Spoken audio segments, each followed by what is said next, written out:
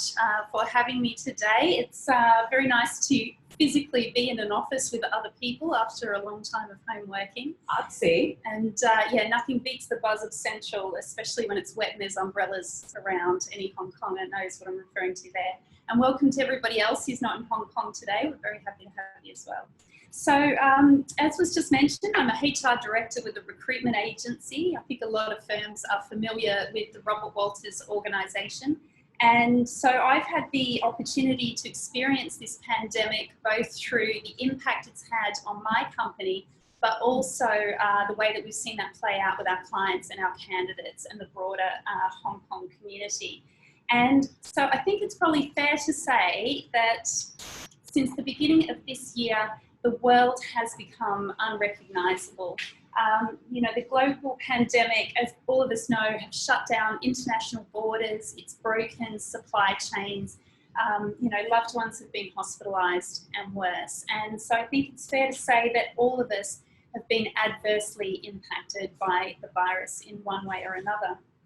And I think for many that adverse impact has been in relation to either job loss, we've been talking about redundancy earlier this afternoon, or if not job loss, for some people it's been substantial salary reductions, and for others it has been dramatic increases in workloads as teammates have been downsized, and I think everybody has been called upon to change their ways of working. So for some that means shifting to managing via Zoom or video call rather than face-to-face meeting. And for others, it's really just like I said before, it's about that workload management. So it's natural that a lot of people are facing a career crisis in parallel with the health crisis. And so really then the question becomes, with so many factors outside of our control, what is it that we can be doing to navigate these troubled times? And my key piece of advice is to think about career resilience. So to me, as also some of the other speakers have mentioned, resilience is this ability to rebound to a setback. And I think we've all experienced what setback means to us in a personal way. But another element of resilience is this ability to be elastic, which is really that ability to stretch and change shape when forces beyond our control sort of trying to put pressure on us. And so to me, career resilience is a very big part of it is actually the psychological element. And then the rest of it is actually just really practical steps that are within our control. So first of all, I'd like to talk about the psychological element of career resilience first. And really what it comes down to is acknowledging the fact that being made redundant or having our salaries cut will have a negative impact on our state of mind and our emotions. You know, these types of experiences have an immediate physiological response. Stress changes our brain chemistry, it changes our body chemistry. And so does our change in our emotional state. So when we pretend or say to ourselves, oh, this doesn't matter, it's just a setback, I don't really care, I never liked that boss anyway, that kind of self-talk is actually unhelpful because it doesn't give space to acknowledge the stress, and also it doesn't help us when it comes to discharging negative emotions. We know that the most helpful action that we can take is start to put labels on those actions.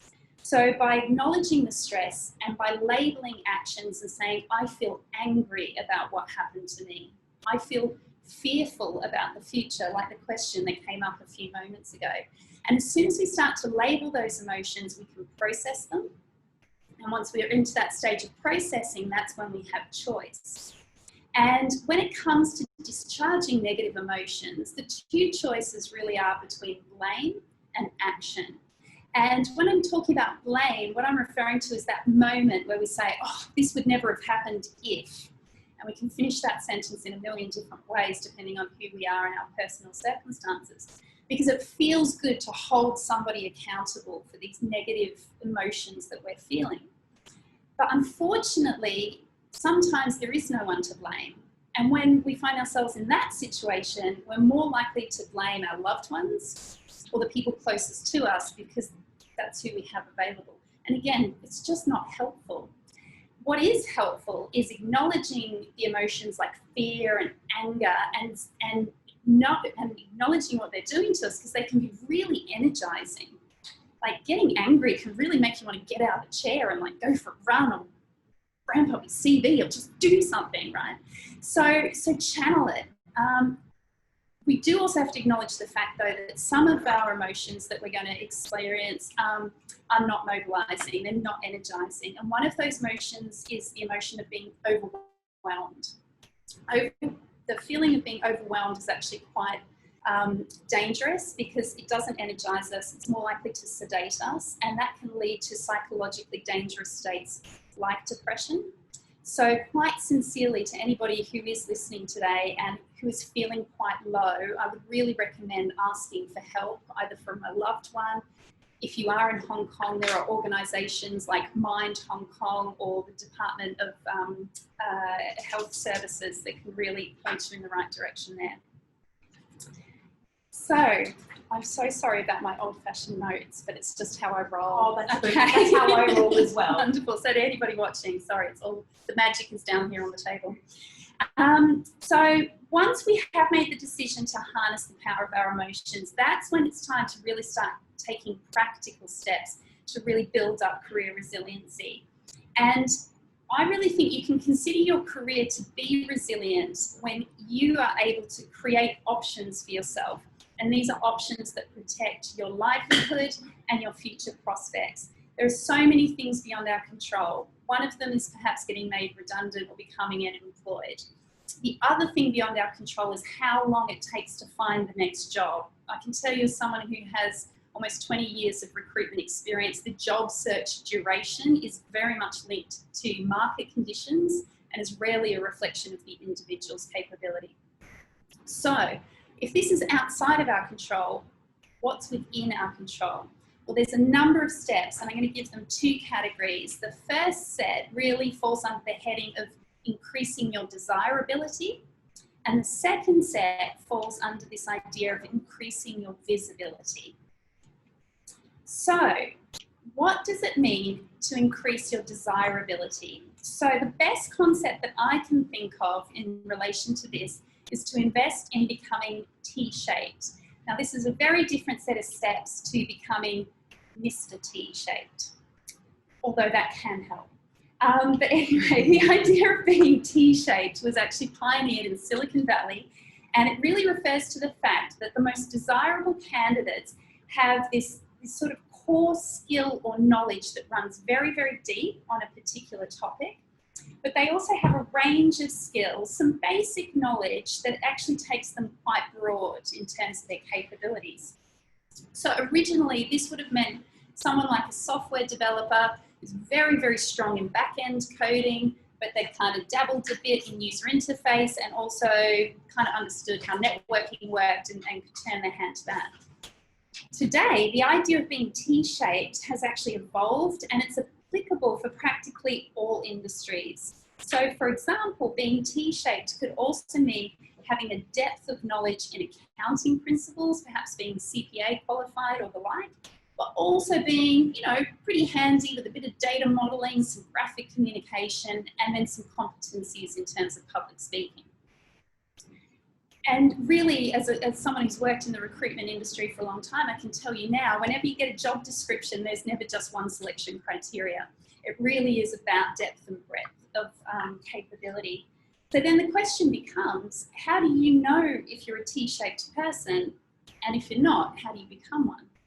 So the first thing you need to be able to do is to clearly identify your pillar, where your depth of experience lies. And this is really about reflecting on questions like, what do I know the most about? What degrees do I have or industry qualifications do I have? And how do they relate now to this real world skill that I've been developing? What would my manager say is my strength, or perhaps past colleagues of mine? When do they come to me to ask for advice or seek guidance? And is there a theme that links all of these different strengths together, or am I feeling a bit like a jack of all trades? And once you start to think about your career in terms of your depth, your pillar, You can then also ask yourself, well, is this something really quite tangible, like a software language or a set of legislative frameworks that I can comply against? Or is it something quite intangible, like stakeholder management or issue resolution? Now, regardless of whether your pillar is related to a hard or a soft topic, as we heard from Joel earlier, the most important thing is be able to speak about this pillar in relation to what that means for you as an employee in the real world, in the workplace. And so that means giving examples of achievements or, you know, it could even be projects you've worked on or issues that you've been called upon to manage that were just not in your job description that you were able to turn your hand to. And when I sit down with candidates and I talk to them about their job search and whether they're wanting to stay in their core pillar or start to diversify across the range of their T, usually as a recruiter, the thing I'm doing most is helping them tell their story and helping them to articulate what this means in relation to a future career opportunity. So I believe that all of us have depth. I believe actually all of us are quite T-shaped. It's normally about how do we actually express that to somebody else. However, you do also, once you've identified your pillar, do need to think about this range of skills that you can legitimately lay claim to. And so I like to think at the top of the T with one side being hard skills and the other side being soft skills. And by hard skills, I literally mean any capability that could be tested and therefore measured. Whereas on the soft skill side, I'm referring to actions that you can take in the workplace that make you more effective at your job, but are actually quite hard to measure or put a score on. And so really listing out those hard skills and those soft skills start to give you an idea of what your T-shape might look like. And again, if you're really struggling with this, ask for feedback. Talk to the people who've seen you firsthand, because quite often we're harder judges of our own capability than somebody else might be. And also we might have some blind spots, things that other people think we're quite good at that just we take for granted. Okay, so moving on. Increasing your desirability as a candidate, like I just mentioned, all starts with mapping your T-shape. And so once you've got it mapped out, that's when you need to be quite sincere with yourself as to whether or not you feel that that core strength of yours really is deep enough, or if you actually want to lift that pillar and move it along to perhaps another area of competency. The other issue that can creep up with candidates is when they look at their T-shape, they, at the top, at the crossbar, they're a little bit lopsided. So perhaps lots and lots of hard skills, but not so many of those soft ones that I was referring to earlier. Other candidates, it could be the opposite. But once you've mapped out your T-shape, that's when it's time to invest in upskilling yourself and or whether it's skills or knowledge. And really, like, there's no excuses right now. Study online, attend webinars, network through LinkedIn to get to meet industry professionals. Everybody's so connected right now to their devices that it's so much easier to reach out and kind of source that knowledge. The other thing that I want to talk about as well when it comes to increasing your career resilience is the importance of internships and volunteering.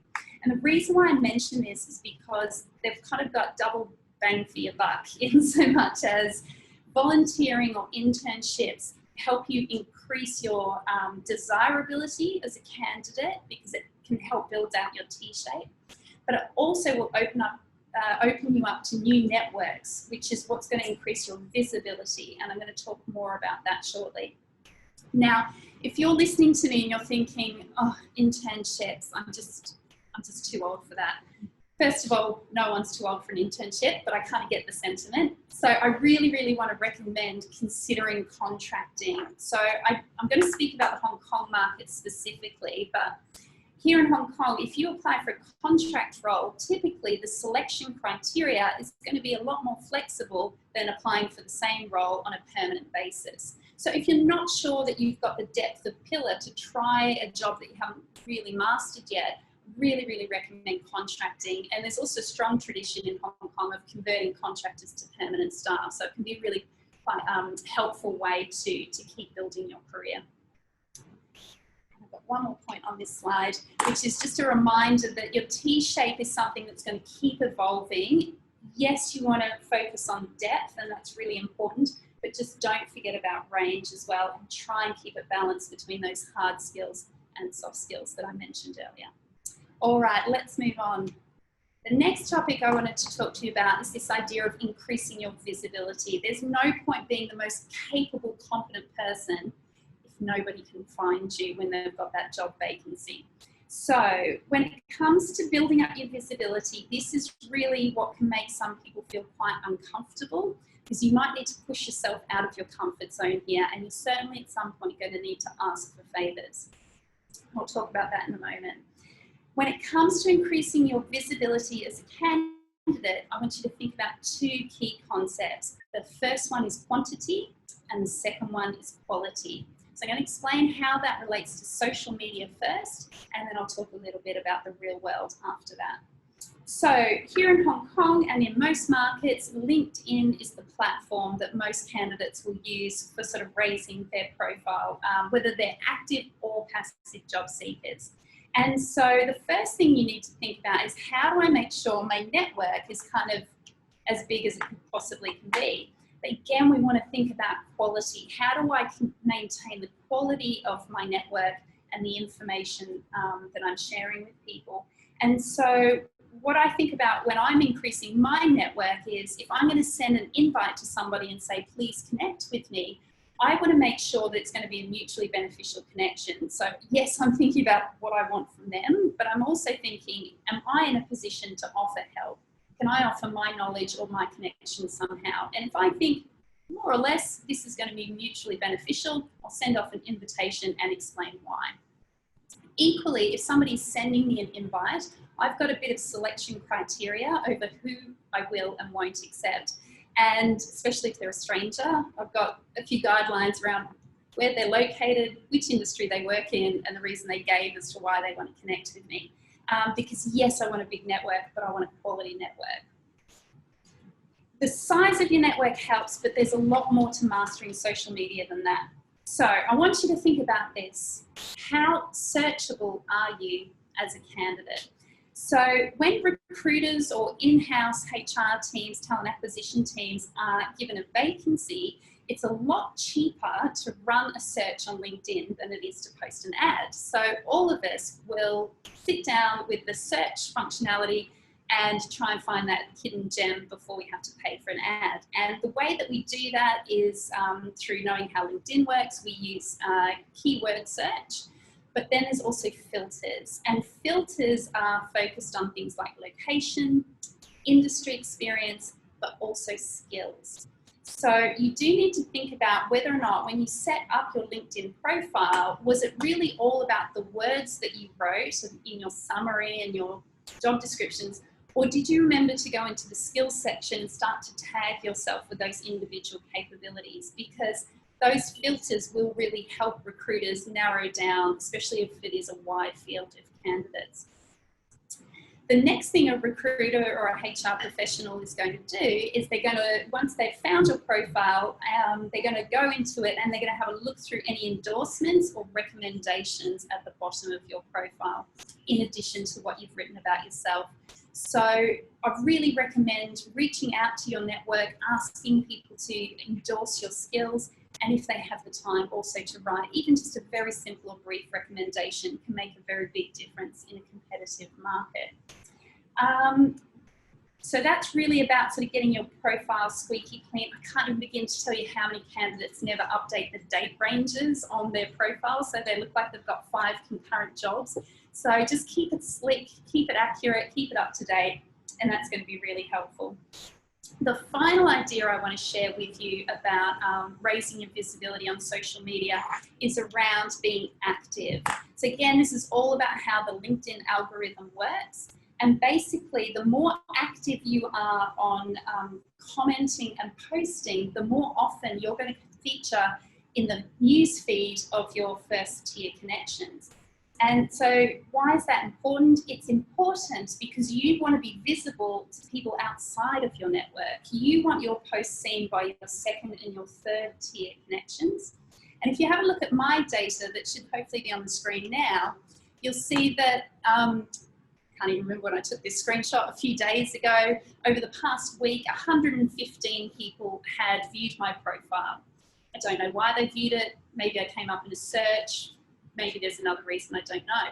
But if you look there, almost 700 people had actually viewed my most recent post. So you can see the multiplying effect of being active on LinkedIn.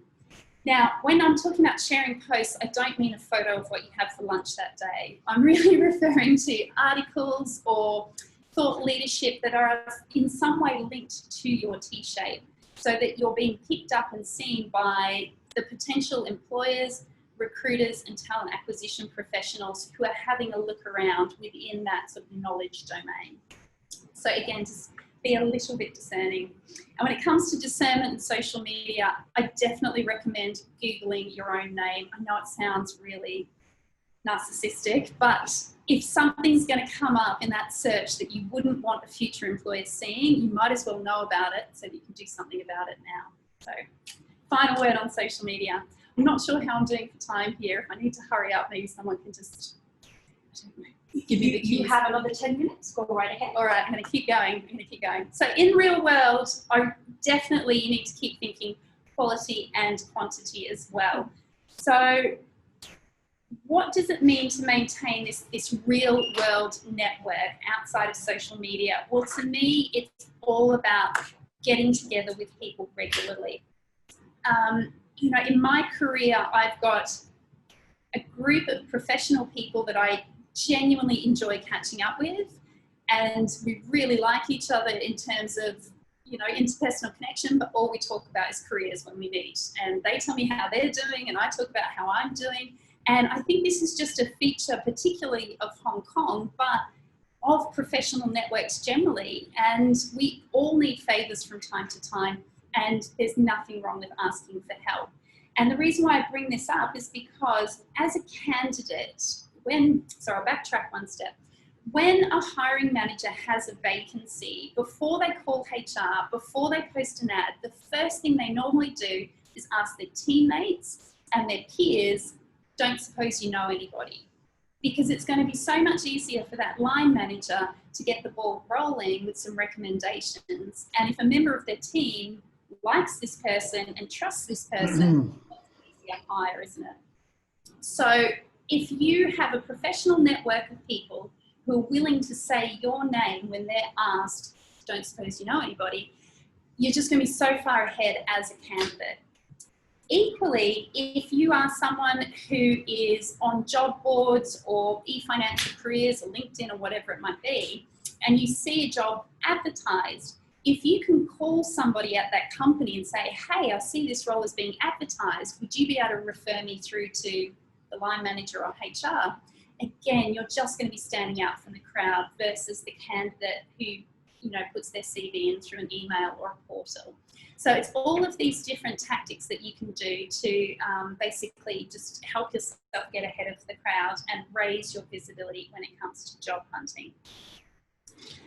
When it comes to applying for jobs, I do also want to sort of recommend this, skip ahead on a few of my slides there, this idea of just please don't take things personally. Like if you do call someone and say, hey, I see this job's being advertised, would you be able to recommend me? And they start getting a bit sketchy and then pretending that the mobile phone signal dropped out. You know, it's just one of those things that we can ask for help. We're not always guaranteed of a yes. But the key to job hunting is just that numbers game where we're trying social media, we're applying for jobs, we're working our network, and we're trying lots and lots of different avenues. And there's never any guarantees because, like I said, the job search duration is usually linked to market conditions, not the individual skills or capabilities. And that's just one of those kind of mindset things that sometimes you have to keep coming back to. Now, if you're listening to me and thinking, well, that's all well and good for somebody who's been working for 20 years, but I'm still new, I don't have much of a network yet. How do I meet the people who might be able to help me? Really, just you're going to have to push yourself out of your comfort zone there with industry groups, networking groups, alumni, chambers of commerce. any opportunity where you're going to have the chance to meet and speak with people in that area within your T that you really, really want to focus on.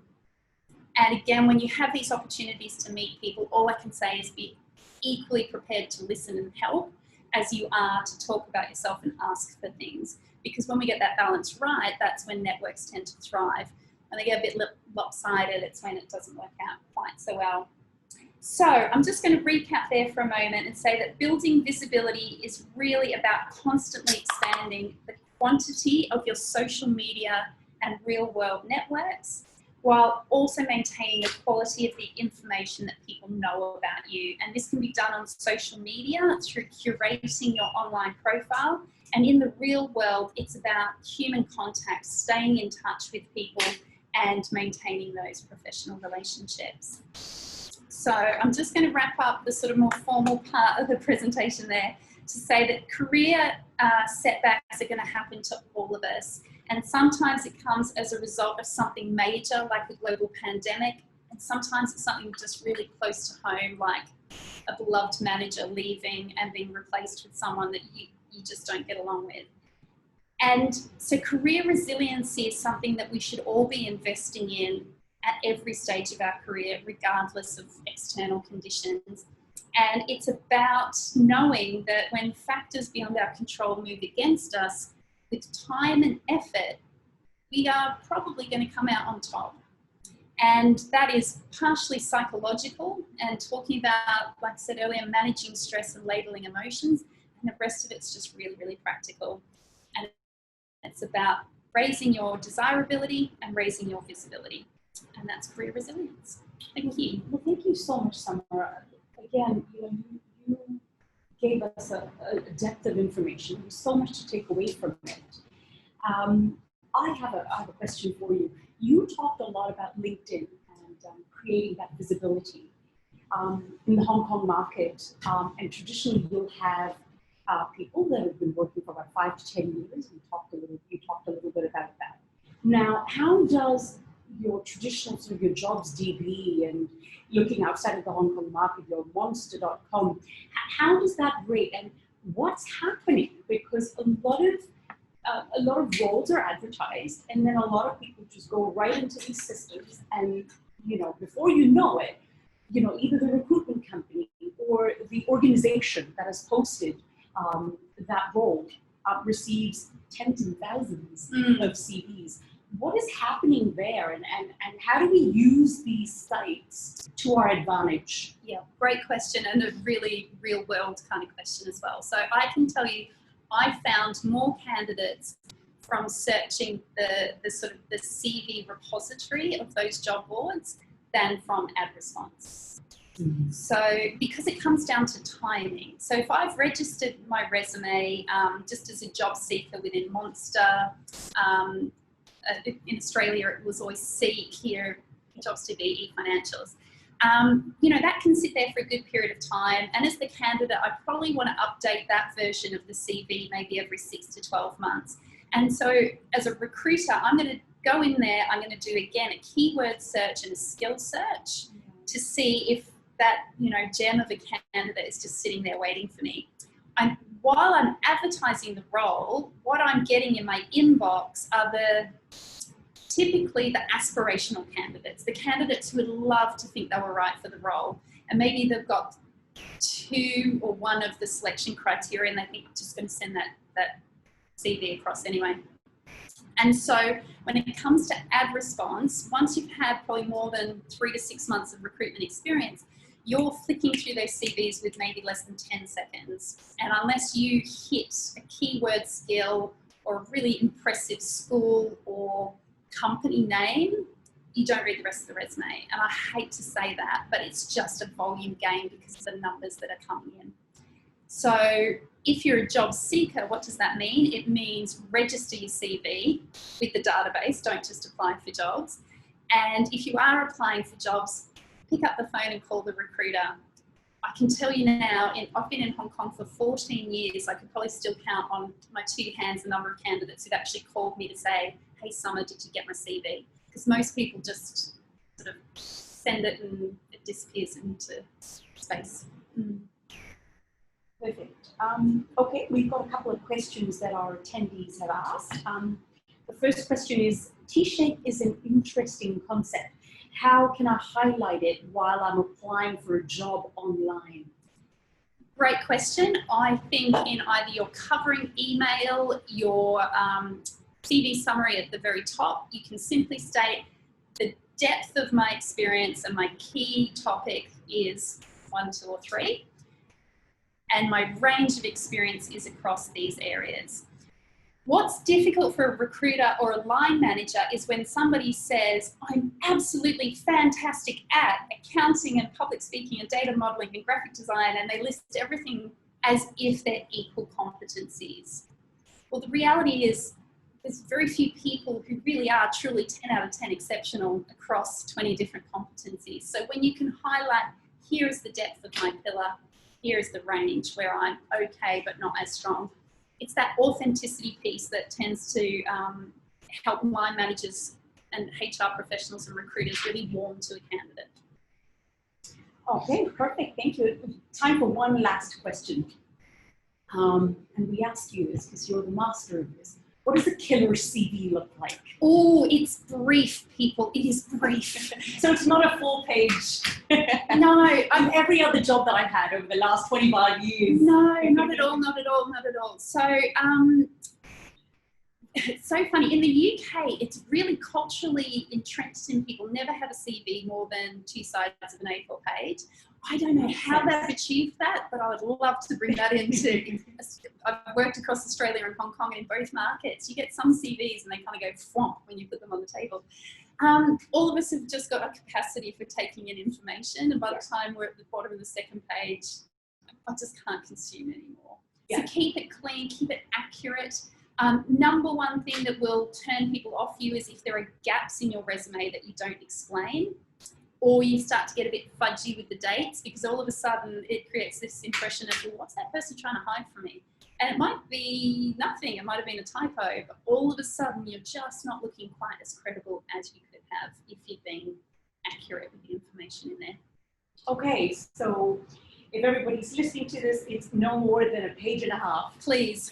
That's the key takeaway. That'll be great. Fantastic. Well, thank you so much for your time, Sommer. It's a pleasure to be here. I've learned a great deal, and I'm sure we all have as well, those of us that are attending. Thanks so much again, and hope you'll join us again. Love to see. Thanks.